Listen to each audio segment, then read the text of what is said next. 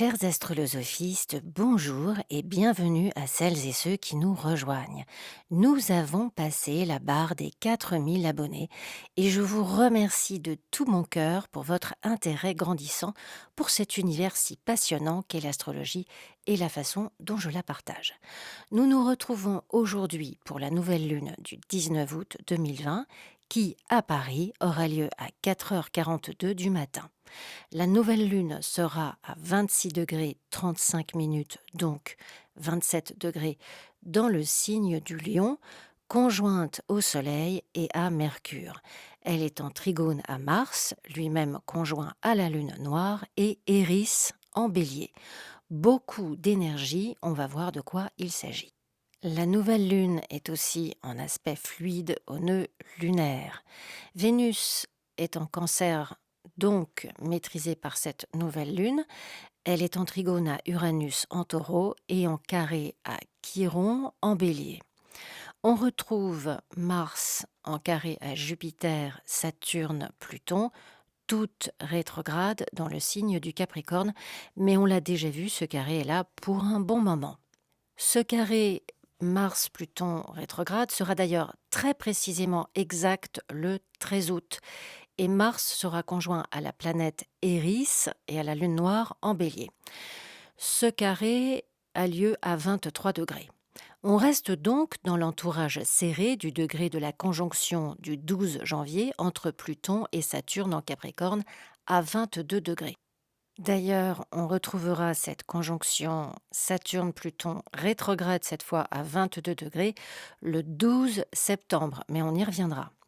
Donc, à partir du 13 août, on a une grande tension entre ce que l'on veut pour soi, l'expression de sa volonté, je dirais même l'expression de son guerrier interne, Mars, et l'objection d'une entité immobile, figée dans l'archaïsme qui résiste de toutes ses forces au changement. D'une façon plus générale, on verra la confrontation entre la volonté individuelle et celle du gouvernement, des élus, de l'administratif. C'est la dernière parade capricornienne, là, hein. C'est très fort, très combatif, très viril, avec Eris et la lune noire qui s'en mêlent.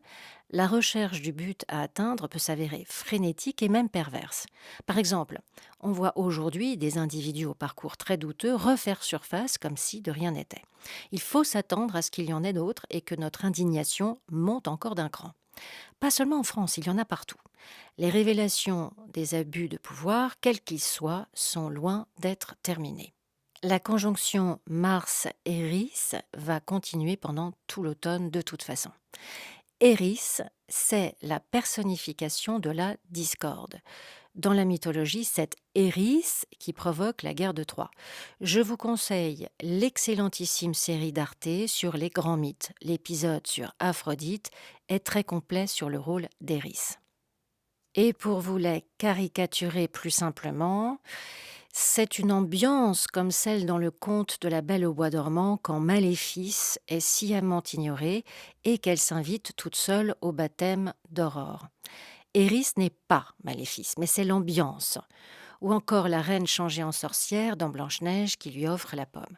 Bon, alors ce n'est pas la même pomme que Eris veut donner à la plus belle des déesses dans la mythologie, mais la malveillance, la provocation, la manipulation est du même substrat. Donc, cette atmosphère vénéneuse est bien ancrée dans notre actualité et c'est tout à fait de notre intérêt de la prendre en compte et de ne pas répondre à n'importe quelle provocation parce qu'on se sent offensé. Ici, pensez jeu d'échecs et soyez stratégique. On n'échappera pas aux contestations violentes, mais, comme le disait Brassens, mourons pour des idées d'accord, mais de mort lente. Alors, individuellement, c'est un carré sec et nerveux qu'il faut avoir à l'œil et à l'oreille si on ne veut pas se froisser avec nos proches. On peut ne pas s'en apercevoir et manquer de tact, de diplomatie, exprimer ses désirs sans prendre en compte ceux des autres. Il y a quelque chose de péremptoire, de directif avec ce carré, auquel on emboîte le pas sans réfléchir, et nous voilà au beau milieu des plates-bandes d'une ou d'un autre qui est à juste titre fort courroucé de nous y trouver comme en terrain conquis. Restons donc attentives au ton et à la manière dont nous nous exprimons.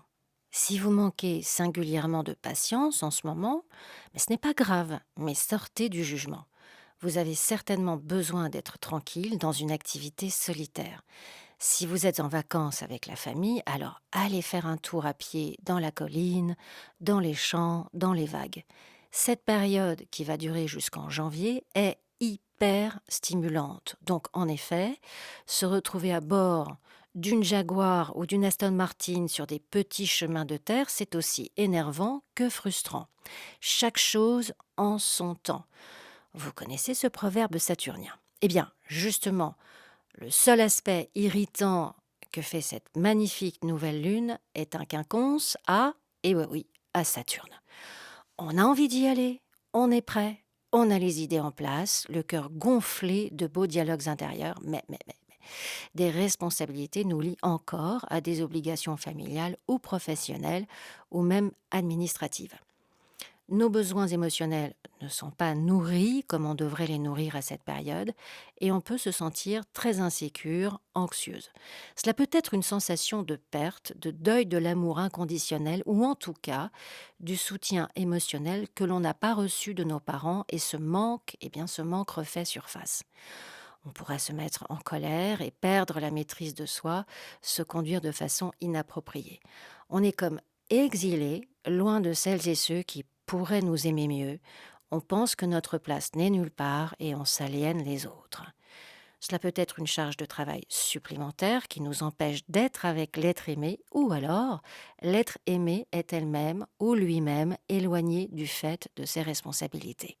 Toutes les situations qui nous rendent vulnérables se déclinent ici. Une dispute, une séparation, une fatigue physique, la maladie. Avec Saturne, cela peut être un parent âgé dont il faut s'occuper quotidiennement et notre propre manque d'intimité, de soutien émotionnel nous dépeint un avenir tout noir. Ou alors, on peut ressentir un détachement par rapport à l'émotionnel ou à nos responsabilités et en vouloir à celles et ceux qui veulent nous approcher par ce biais. On soupçonne leur mobile de vouloir se rapprocher de nous. Que nous veulent-ils donc? Pourquoi voudraient-ils nous côtoyer, devenir nos amis, puisqu'on se trouve tellement imbitable et désagréable soi-même? Mark Jones parle d'un aspect d'humilité quand on est confronté à un quinconce. Et ici, il s'agit résolument d'un tribunal intérieur qui perd la boussole. Ça gesticule, ça parle fort, ça juge et condamne aux travaux forcés. Cependant, vous êtes absolument digne d'être ici, digne d'être aimé, digne de vos beaux projets. Ne répondez donc pas à la provocation de ce mal-être en étant d'accord avec lui. Restez attentive à vos émotions, observateur de vos sentiments et faites l'effort de les communiquer avec calme, patience et sincérité. Ce qui est en plus tout à fait dans les cordes de cette très belle nouvelle lune. Il y a d'ailleurs une sorte de rappel, de salutation, on va appeler ça comme ça, à l'éclipse solaire totale qui a eu lieu le 21 août 2017.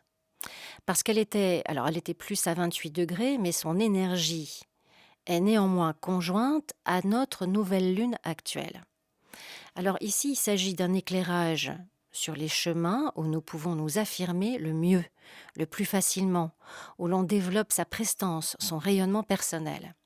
On sort du commun, du quotidien et du banal pour se diriger vers son éclat. Notre cœur est rempli d'amour. C'est l'opportunité de prendre conscience de notre progression, des changements bénéfiques que nous avons entrepris dans la maison, où nous avons le signe du lion entre 26 et 29 degrés. Le 15 août, là je fais une petite aparté, le 15 août, Uranus qui était stationnaire à 10 degrés commence sa rétrogradation jusqu'à 6 degrés du taureau le 14 janvier 2021. Donc il y en a pour un moment. Avec Uranus, on a toujours des éruptions bouleversantes qui arrivent dans notre vie. une énergie qui est liée à l'émergence de notre désir. Pour le moment, elle est bien aspectée à Vénus en Cancer et Jupiter en Capricorne, et à titre individuel, cela peut être de très bonnes idées pour accroître nos ressources personnelles, une rencontre ou le retour, puisqu'elle est rétrograde, d'une personne très importante de notre vie.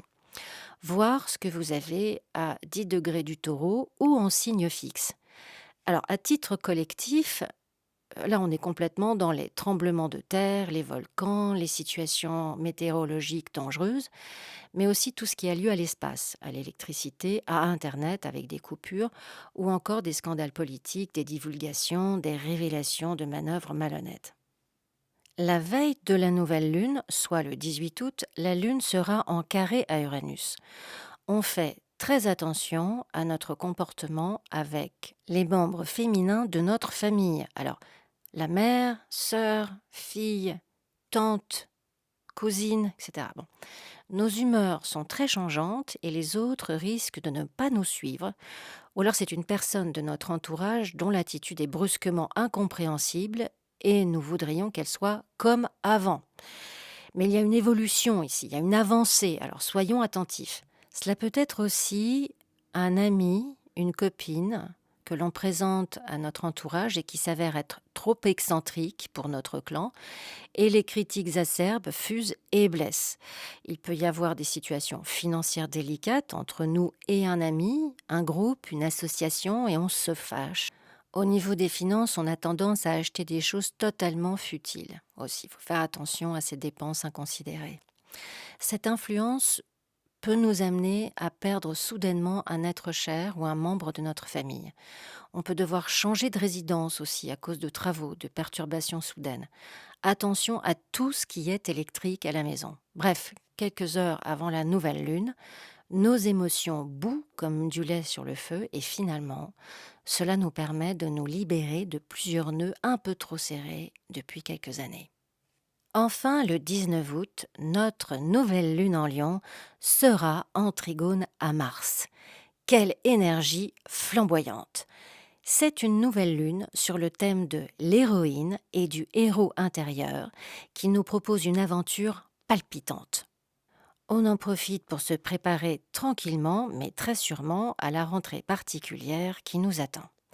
On prend les initiatives domestiques et familiales appropriées pour sécuriser, mais aussi embellir son habitacle et mettre nos amours, nos enfants, à l'abri.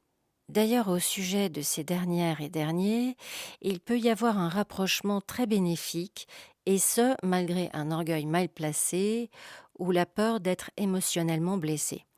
La communication passe en force, et grâce à cela, les cœurs s'ouvrent.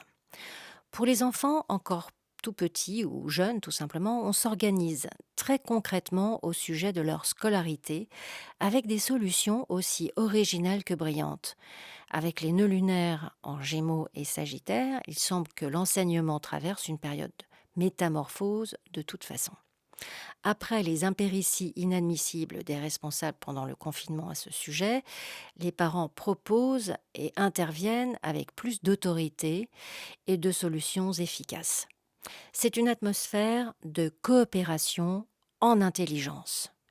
Dans un autre registre, si vous avez toujours voulu faire de la musique, du chant, du dessin, de la photo, des vidéos sur YouTube en remettant toujours au lendemain, eh ben, il se pourrait bien que vous vous accordiez enfin la chance d'exprimer vos magnifiques trésors intérieurs pour le bonheur des autres.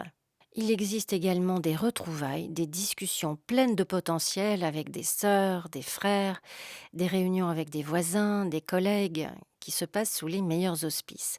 Avec le masque, bien sûr. Disons que euh, cette nouvelle lune nous donne la force d'oser, nous donne le courage d'affronter nos ombres, la lumière pour vaincre notre obscurité et l'audace d'espérer. On est ultra créative en ce qui concerne notre projet professionnel et on va frapper aux bonnes portes pour se faire aider financièrement. Ou alors, on investit dans une idée qui tient bien la route et peut s'avérer très lucrative. N'hésitez pas à vous adresser à un organisme, une figure d'autorité pour débloquer un projet et le faire progresser. De toute façon, la nouvelle lune conjointe à Mercure en Lion nous permet d'être plus assertifs dans l'expression de nos idées personnelles. On se révèle être aussi clair que convaincant. Quant à notre santé, on est aujourd'hui très inspiré pour en prendre soin, soit par un régime, soit par du sport. Enfin, si vous tombez amoureuse ou amoureux en ce moment, il est bien possible que cette relation soit importante pour les années à venir. Lorsque les nœuds lunaires influencent favorablement ces énergies, il y a très souvent des chapitres importants qui commencent. Voilà, très chers astrolosophistes, cette chronique est à présent terminée. Vous pouvez prendre rendez-vous avec moi à l'adresse qui s'affiche à l'écran. Attention, il faut à peu près 15 jours d'attente entre la prise de rendez-vous et la consultation. Alors n'attendez pas. Pour celles et ceux qui m'ont déjà sollicité et pour fêter le passage des 4000 abonnés, je vous propose 10% sur le rendez-vous de suivi. La prochaine chronique sera consacrée à la pleine lune du 2 septembre. Je vous remercie de votre écoute et je vous dis à très bientôt sur Astrolosophie Café.